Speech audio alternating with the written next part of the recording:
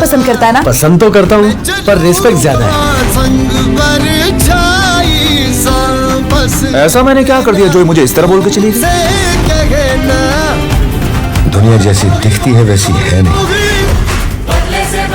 यह हमारी नजरों से छिपी एक अलग दुनिया है।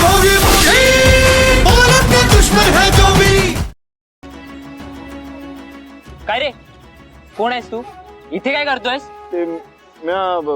मॅडमला भेटायला आलतो। असं? कोणत्या मॅडम? कितीची अपॉइंटमेंट आहे? काय आहे? नाव काय तुझं?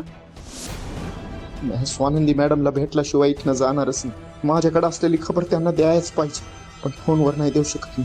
पण टॅप असला तर माझा बी जीव गोत्यातली।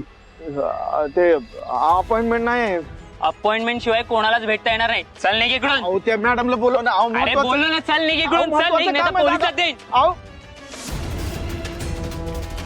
पोलिसात देणार मला, धावलं असतं तुला। जाऊ दे, आज काय बी झालं तरी स्वानंदी मॅडमला भेटायच पाहिजे। माझ्याकडची खबर मी त्यांना देणार।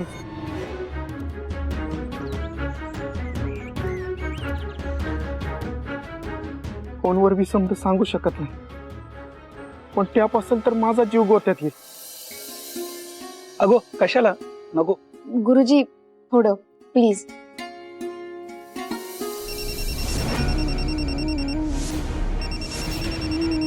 स्वानंदी, काय चाललंय हे?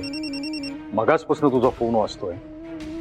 एक तर फोन घे, त्याला सांग की थोड्या वेळाने फोन करते, किंवा फोन घे आणि बोल त्याच्याशी।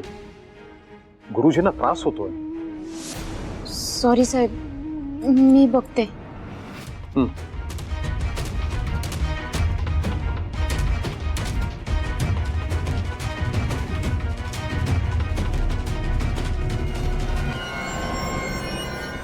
अहो तुम्ही मला परत परत का फोन करताय? मी फोन उचलत नाही म्हणजे काहीतरी कामात असेल ना? मॅडम प्लीज मला भेटावं। मी नाही भेटू शकत तुम्हाला, जे काही आहे ते फोनवर सांगा मला।